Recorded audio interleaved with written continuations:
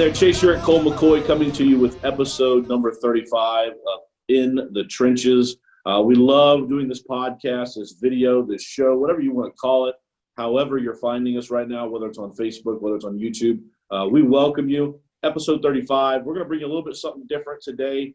We've been going over training topics as we always do. We plan on doing each and every week. But Cole, what are we going to be touching on today? Yeah, Chase, I thought it was important.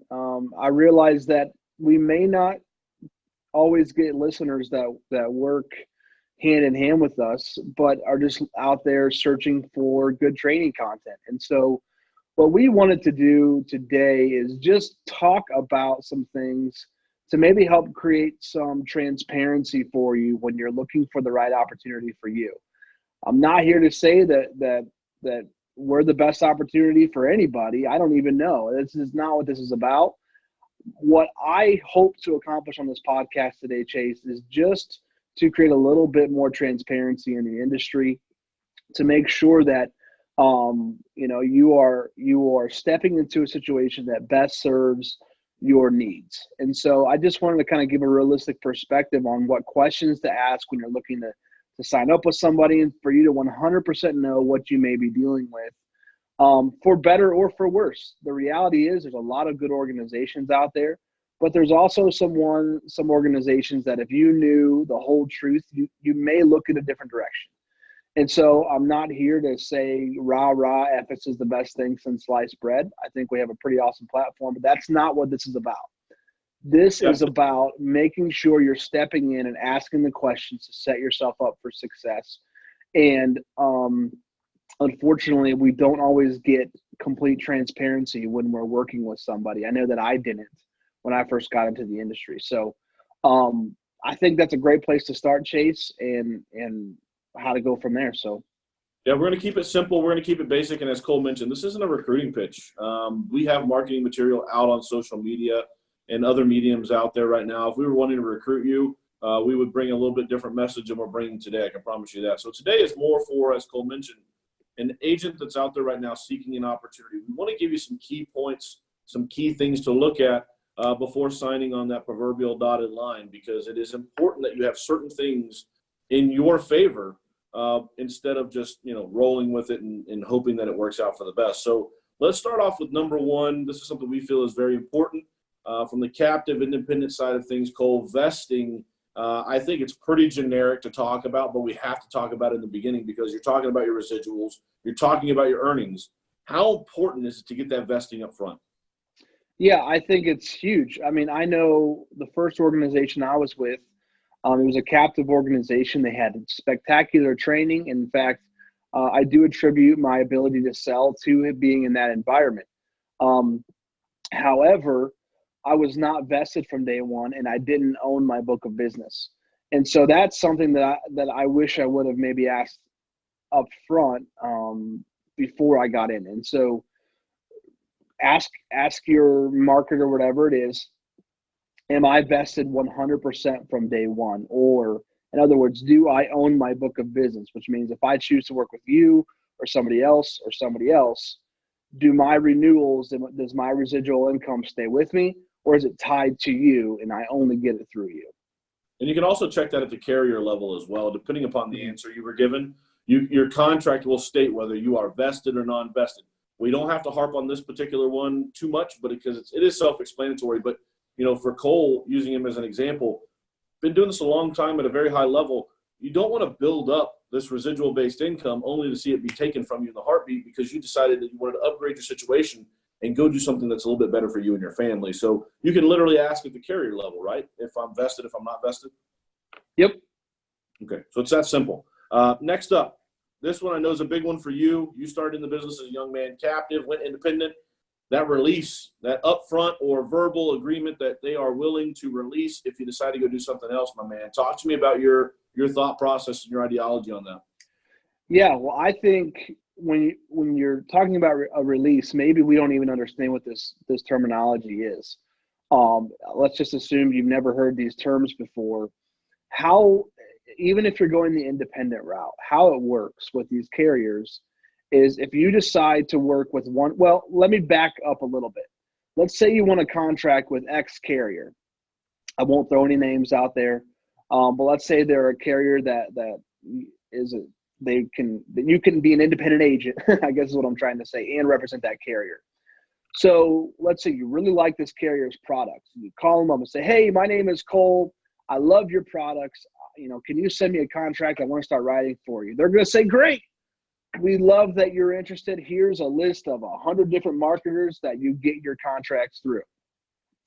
The insurance carriers, on the independent side, they don't want to manage you. They want to provide the products and the support on how to write their products, getting you access on that side.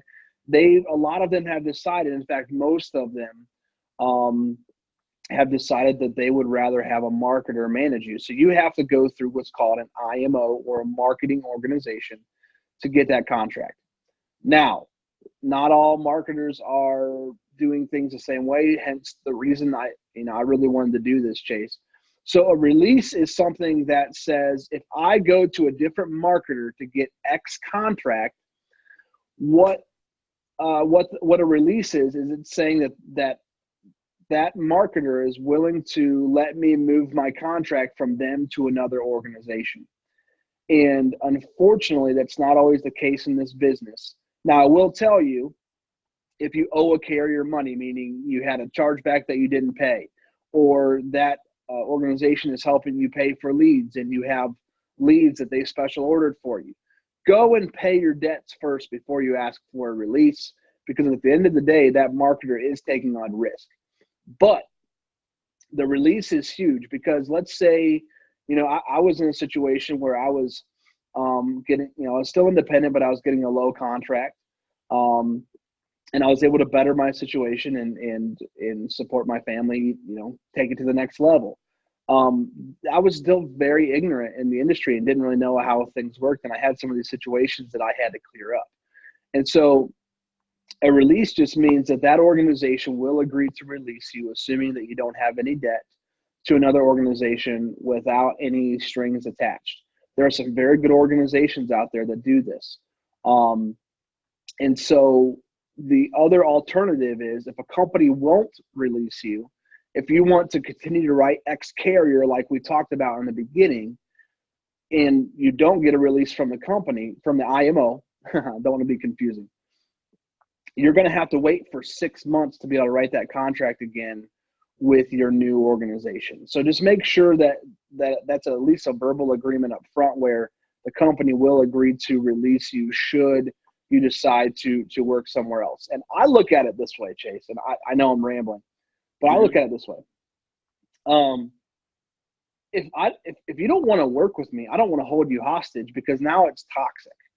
And so, I don't want to hold you hostage or hold you captive if you feel like you have a better situation for you.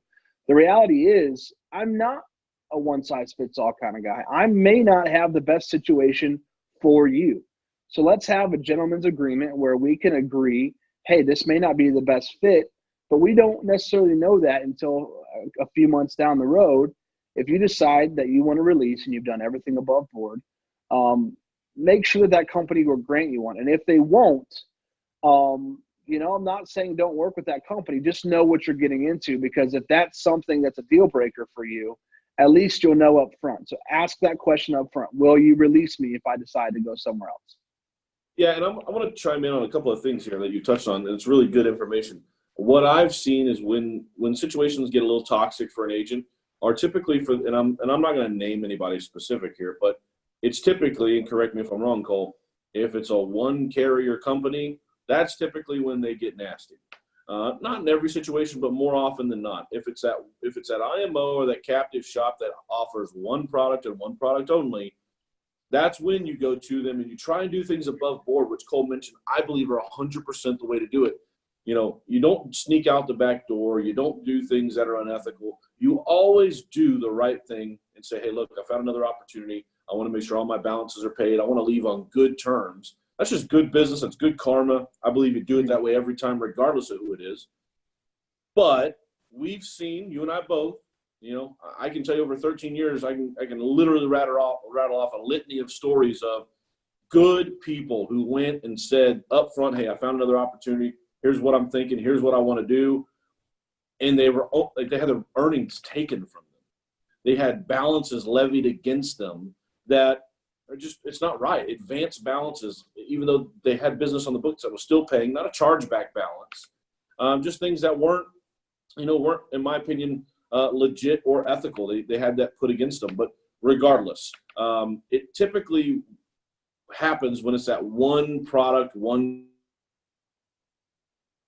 just make sure you safeguard yourself. You have all your ducks in a row. You're prepared to pay those balances off, and you're prepared to start, from scratch. You're prepared to start, with a clean slate, because at the end of the day, captive companies wield the power to take what they want at any moment. That's part of the independence. That's part of this movement that's taken place over the past 10, 12 years of being able to branch out, do your own thing. And like you said, there are benefits that those companies offer. They're great places to learn the business. There's really, really good stuff that they offer. But at the end of the day, when we're talking about being able to go independent and go out and get your own deal, your own setup, just make sure you safeguard yourself and you understand these prior to signing on the dotted line. That's really, really good points that you made, Cole. And the biggest part for you guys out there viewing right now is that Cole made a joke about how he's rambling. He's speaking from experience. He's been there, and we won't name who he was working with, but he's been there. He's done that. So he's yielding advice to you that's solid. Let's talk about next, compensation. That's typically the number one thing that we hear talked about. I know you and I roll our eyes when we talk about compensation, because you can have a lower comp in certain situations and get so many other things that are beneficial. But we're also big believers also at giving big comp out to those that can qualify for it from the carrier level. Let's talk about compensation. Your thoughts around that? Yeah, whenever you're talking about compensation, Chase, I think,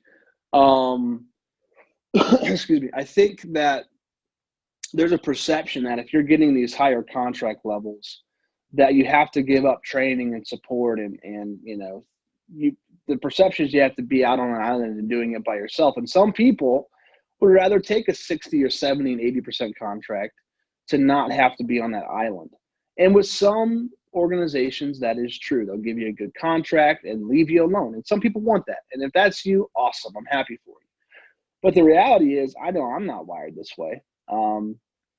If I had someone offer me the highest contract in the world, but I could take, 15, 20 points less and have camaraderie in a group of people and have a culture, that's important to me. And that is for a lot of agents. But the misperception is that anytime you're getting commission over 100%, that you're giving up all of these things. And there's something in the industry that's how companies have the ability to keep you at a 60 or 70 or 80. It's because it's like, well, dude, you're going to go over here and you're going to lose everything that you're getting here. And, they say 100% of zero is still zero, right? Or 120% of zero is still zero. We hear that all the time.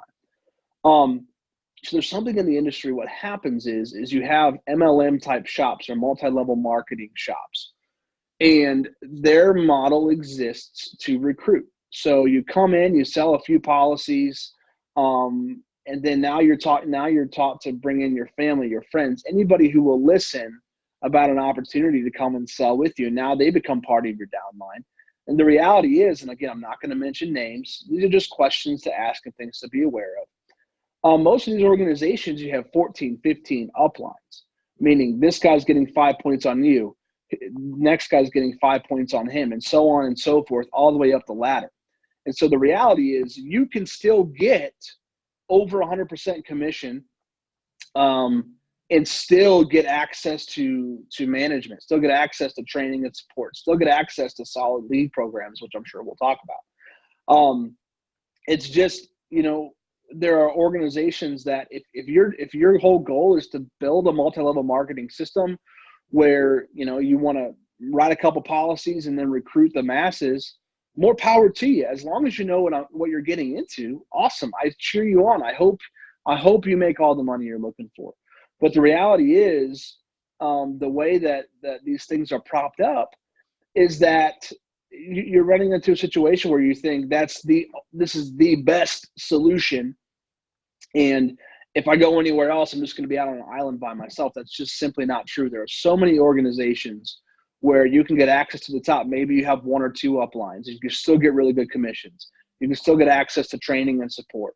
You can still get access to lead programs. You can still call your upline or text them, and they'll answer your call and help you. That's very important for a lot of people to know, but we buy into this lie that doesn't exist. And so when we're talking about commission, if you're taking anything less than 100%, just know that there are a lot of organizations out there that will give you very good commission and that you don't have to give up something for it. Unless somebody's giving you free, fresh leads, that would be a great example on why to take less commission. Leads meaning fresh, and we'll get into leads in a second, but that have not been worked before. That's the only reason I would be taking less than 100% commission. And we've seen both sides of it. Like you're 100% right. There is this misconception. We see it online, social media. I know you and I commiserate and joke about this over the weekends.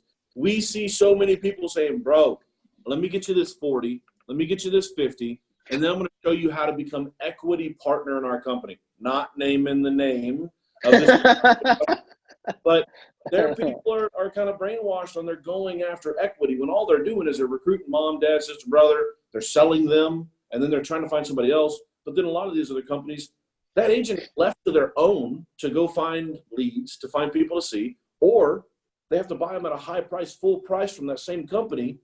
When in all actuality, we both know that as an agent, how impossible is it to make magic happen?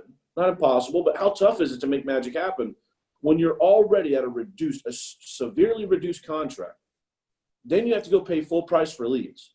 The only people making money at that point are the people up at the top on the 5th, 6th layers above you. I caution each and every one of you out there right now, as people who have been around this, that part of the equation, that's one half. That's side number one. If you are on a 50, 60-point contract right now, and it's because you were told or you were shown that you were going to get all this service support, and there's nothing else out there with higher compensation with the same service support or even better, that's not true. It is available. We're a company that does it. There's many others out there that do it, as Cole mentioned. It is available. Now, I'm going to go to the other end of the spectrum, Cole. There are organizations out there, some of them are predominantly popular on social media right now, that hand out high comp and do nothing. You have no community. You have no service. You have no support. You are on an island. And as Cole mentioned, if that's what you're into, hey, rock and roll. You're going to be able to do some big things because you'll be able to get leads, you'll pay full price, and you'll be able to get great contracts with great companies. But guys out there, if you're watching, there is middle ground. There is a place where you can find great contracts. I mean, above street, well above street. We have programs that can fit pretty much anything you're looking for. You want to take a reduced contract and pay a lot less for leads, next to nothing for leads? We've got one. There's a company out there. I'm not going to name their name, just like I didn't name our name, but there's a company out there that does something very similar. They've got a great program where you can, okay, I don't want to spend as much money, but I do want to go to work. I'm willing to take a little bit less on the contract just to get fresh leads every week, like Cole was mentioning. They've got it. If you want the big contracts, you want the service, you want the support, there are programs out there. You don't have to give it up. Make this an item that you talk about in your conversation with the marketer, with the representative that you speak to. Do you have a community? Do you have a Cole McCoy? Do you have a Ben? Do you have a whoever that I can talk to and work with? Or is it just me and maybe you, just the two of us? If that's important to you, bring that up because, man, that's old fogey mentality of it having to be that way. Nowadays, it's prevalent. Other organizations have it. Mm-hmm. It wears me out Mm-hmm. hearing about that, dude. Yeah. You want to go? Go ahead. No, I mean, again, and I don't want to make this an EFES commercial, Chase. As you know, I know you don't like doing that.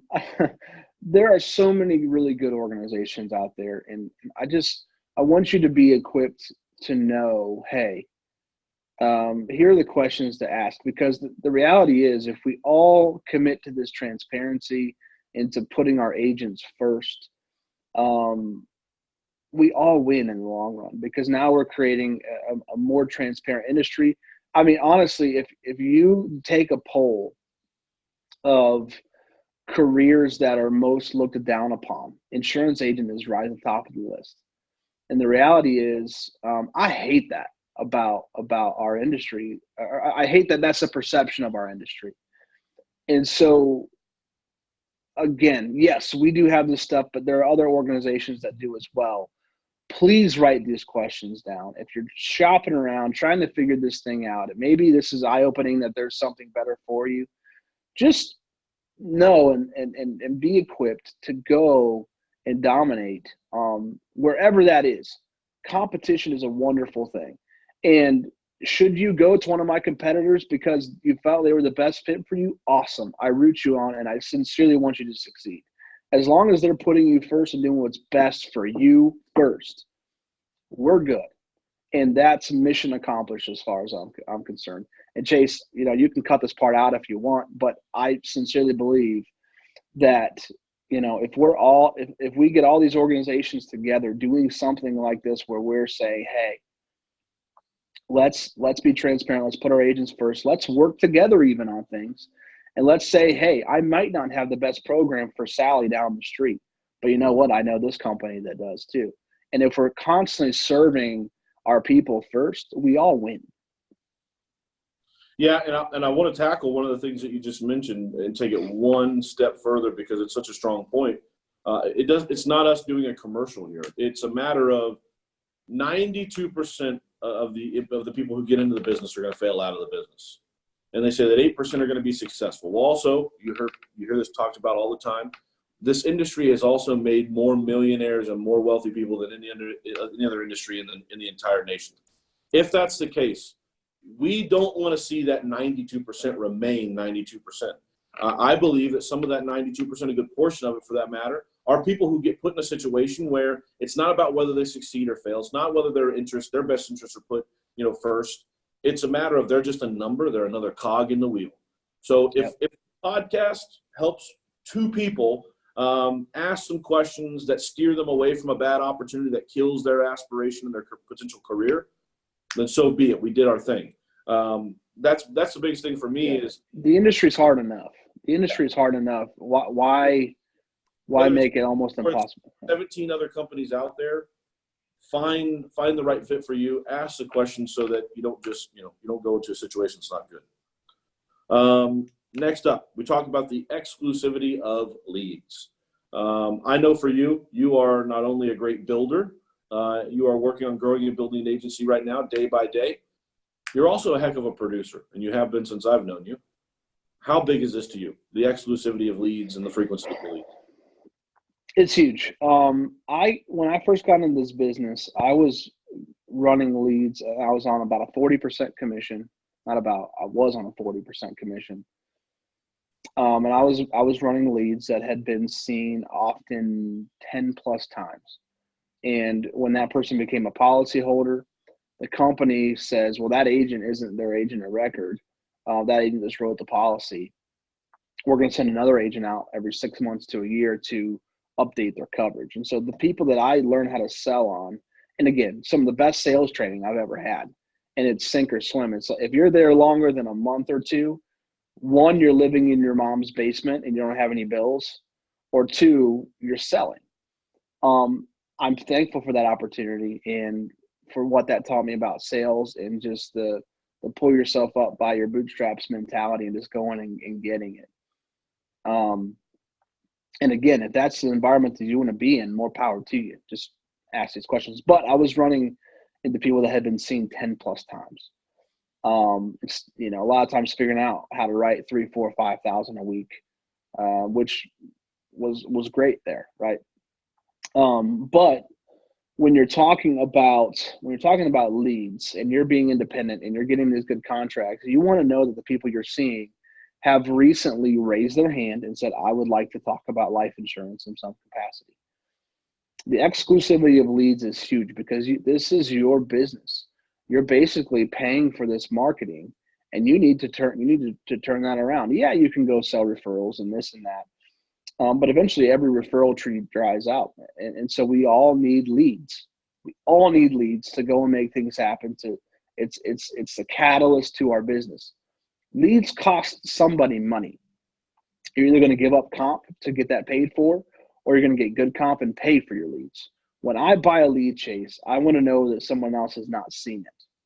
So when it's not being resold for $37 multiple times and it's being given to multiple agents. Unfortunately, there are companies in the industry that are making money from selling leads.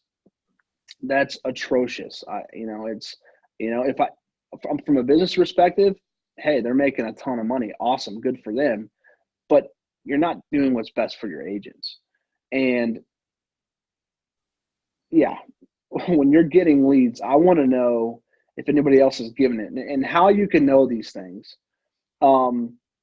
There are companies that are notorious for doing this where they'll get 1,000 pieces of mail in a city and they'll recruit every single person they can. They'll come to a seminar and maybe they'll get 15, 20 people to sign up. Well, they'll hand those leads out to those people. They'll sell them to them.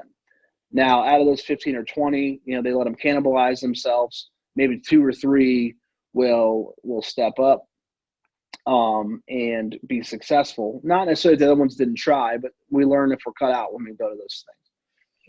What happens at that point is you kind of have 2 that put themselves at the top of the heap. They're either your top producers or potential managers or whatever. But now maybe you have 4, 5, 6, 8 stragglers that come in a few weeks later or a month later and say, hey, I quit my job. I got my license. I'm starting the process, whatever that is. And now I'm ready to go. But here's what happens. That company will sell that person the same lead they just gave to those other 20 people to go and sell. And they'll have them pay full price for it. Happens all the time. And you have agents that have a horrible perception of leads because they're just not done the right way. And so what happens is these companies will recycle this lead 4, 5, 6, 8, 10, however many times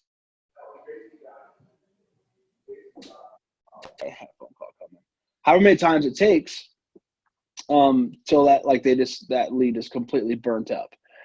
And that's a question that's just the way the industry unfortunately works a lot of times. And yes, there are times you can make money on those leads, but if someone gave me that lead for free, okay, at least I know what I'm getting into and I'm going to go try and make this work.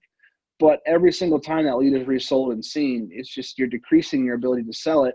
And oftentimes you show up and that lead is ticked. If you can sell that lead, congratulations, you're a freaking awesome salesman. But you're one of about 100 people that can do it, maybe 50. And you shouldn't be, putting everything in your terms of your career, the success or failure of your career, contingent upon a Hail Mary. If a lead has been worked 37 different times, I know you and I, we love bonus leads, we love excess leads, but, in terms of the success or failure of your career, it should not be contingent upon, you getting started your first few weeks in the business on leads that have been worked 7, 8, 10 times by somebody else prior to you. Mm-hmm. And most time people don't even know, that's what they're getting into. Yeah, and they're being told it's something different. And like you said, there's going to be some success to come from that. Happens all the time. It's just it's not good business practice, in my opinion, to say it's one thing, portray it as something, and then it be really another. So in terms of exclusive leads, we're big believers in terms of how we do it. And I know a lot of other organizations do it. There's somebody out there that'll customize a plan for you. If you say, hey, here's where I want to work, and you say, here's how many I need each week, and they tell you this is how much it costs, they'll go out, they'll do their part. Typically, there's some co-oping that involves. I know us, and there's a few other shops out there. What they'll do is you put a little bit of a deposit on file, and what they'll do is they'll help you out. They'll put the mail out the door. You pay for the leads when they come back.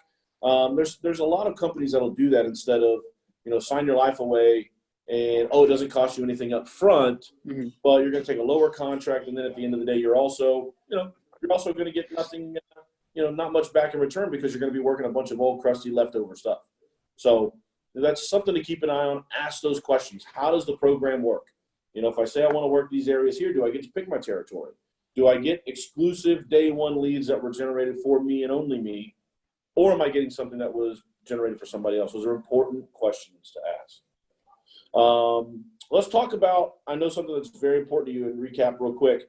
We talked about the exclusivity of leads just now. We talked about compensation. We talked about release, making sure you ask that question. Are you guys a company that will release if I decide to go do something else? We talked about vesting. Now we've made our way to a part where you're able to talk about a little bit more of the value prop. What is actually available in more well-rounded programs in terms of resources? What is available? So let's talk about resources here. Hands-on training. Is training available? Do I have the ability to not only talk to somebody on the phone, not only plug into your training modules, do you even have training modules, but can I get in the car? I know you're real big about, can I get in the car and ride with somebody? Absolutely. I mean, for me, I can learn a script and I can look at a cheat sheet and I can get on a conference call and I can do all this stuff. Great things, they're helpful. But if I'm just getting going, I want to see it happen. What is the nitty-gritty? How does these transitions work? Every single sit is different. Every person is different. How am I interacting and mirroring? I need to feel it and see it. It's like stand-up comedy. You can watch stand-up on Netflix and you can laugh and it'd be really funny, but there's just nothing like going and seeing that stand-up comedian in person. There's an energy in the room and there's a feeling, and there's the crowd involved. And when that comedian, like, they're feeding off of that comedian is a freaking salesman. He's feeding off that energy, and he's done this so many times that he can actually anticipate when that crowd is going to step in and laugh. What jokes are they going to like? They're always trying out new jokes. Sometimes they don't hit, and maybe they'll go back and they'll readjust how they say something. Maybe it's a little clunky. A bit is, not quite perfect, or, maybe this bit is a killer. I'm recording myself so I can learn that, make sure I'm doing it the same way every time. Having the right mannerisms. I'm doing the proper inflections in my voice. I look at selling insurance very similarly. I need to see it in action. How am I going to learn?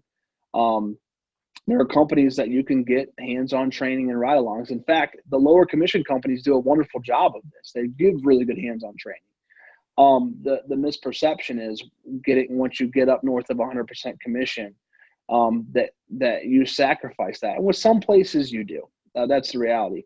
But ask that question. If that hands-on training is important to you, say, hey, is it possible for me to get a ride along? Can I get in somebody's car and see this in action, see the grind, and feel not just, knowing the words to say, but, how does it feel when this person said this thing this way? And like reading between the lines and connecting all of these little things into one good flowing presentation.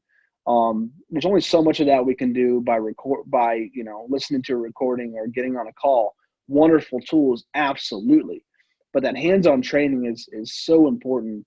And for me, that's probably the most valuable aspect of a training. And if we're talking about the value proposition, do I have a leader that's willing to get in the trenches with me and help me communicate to my clients or, to my recruits or whatever?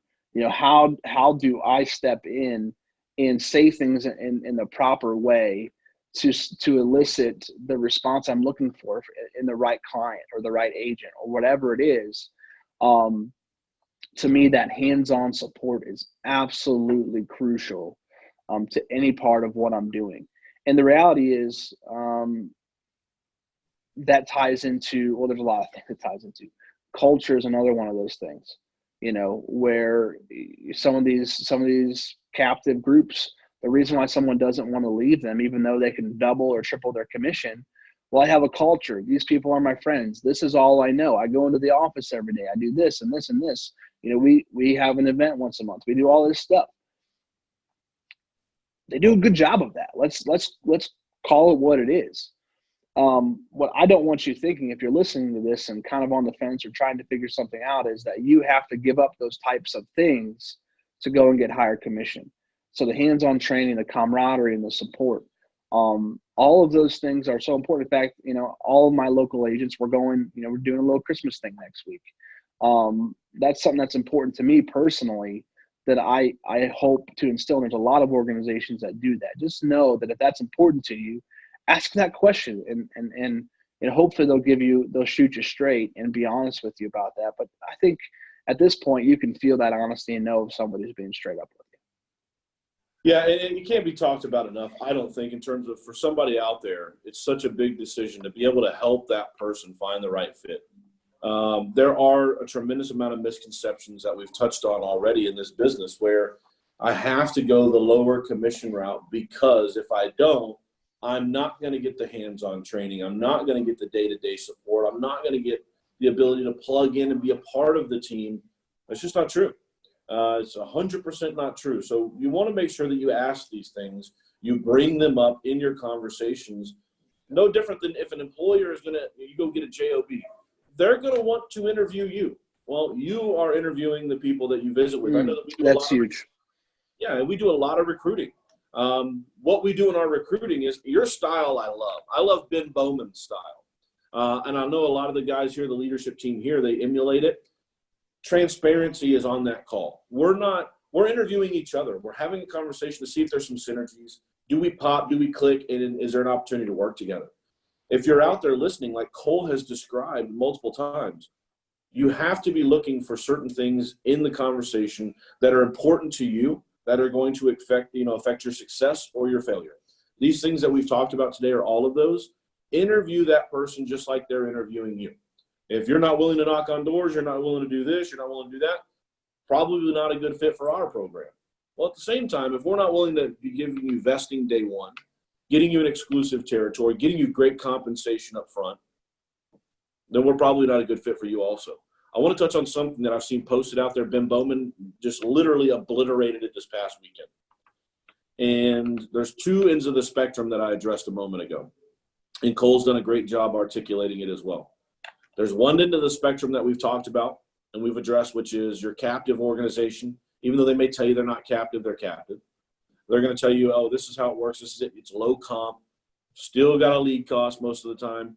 And then you have the other side of it that advertises online, on social media, and wherever else, that they have a 140% contract. It's the biggest comp in the world. And then when you really do some digging on it, you find out that compensation that was so high is really on one niche product, and your real comp is actually substantially lower than it was before.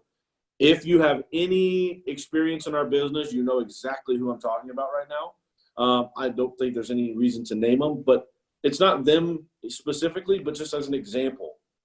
You hear the end of the spectrum of, hey, this is 140, 150, 160, this is what you get. Then you hear the 40, 50, 60%.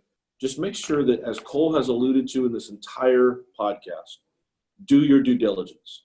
Find what is the best fit for you. What's important to you? If you don't know, ask. Make some phone calls. Ask what their successful producers do. And get a variety. Talk to people in the business who have been successful. There's many platforms to do so. Get on the phone and call a guy like Cole McCoy. Ask him, hey, you're doing 200 a year as a personal producer. Your agency is going to do over $2.6 million this year. How do you do what you do? And what's important to you? What should I be looking for? And then ask somebody else in the business as well. But these key points, am I vested from day one? Are you willing to release if I decide I want to go in a different direction? The exclusivity of my leads. If I generate the leads and I pay for them, are they going to me and only me, or are you going to send them to 46 other people also? Compensation. Am I going to be lowballed? Am I going to be highballed? What am I going to get? What's available, and how does it work? And then additional resources. What is the value prop? Cole has touched on this before, and we're going to go into this right now. What does the value proposition really entail? Do I get you, Cole McCoy? I can tell you right now, for guys that work with Cole McCoy, they get a lot of Cole. Cole's great. He's a great communicator. But what they also get is they get Chase. They get the entire home office staff here. They get a morning call. They get a hotline. They get a group chat. They've got a community that they're a part of. And I'm not making a commercial for EFES. But Cole, as somebody who was out there on your own and you were on an island, captive, you were also in the captive group where you were a part of a team, asking about those additional benefits, that service, that support. I know that I'll call you occasionally when I'm in a house if I just have some random question, third-party validation. Being on your own is not what it's all cracked up to be, man. As we close this thing out, we'll close on the additional value proposition. How important is it to have those additional resources? For me, it's everything. There are people in this industry that are lone wolves, and they would prefer to do things on their own, and they're content to do their own thing and whatever. Awesome. More power to you. Go kill it. But for most people, being a part of something, we've talked about this before, being a part of something that's bigger than you is so important, I think, just to life. We want this significance proposition. At the end of the day, we can have all the money in the world and be miserable. Now, for me, money is good. It's wonderful. My biggest goal this year was for my wife to be able to stay home, which we've accomplished that. Would it be nice to to be a multimillionaire? Absolutely. But there's something at the end of the day that if you're unhappy or you're alone or whatever, money isn't going to fix that problem.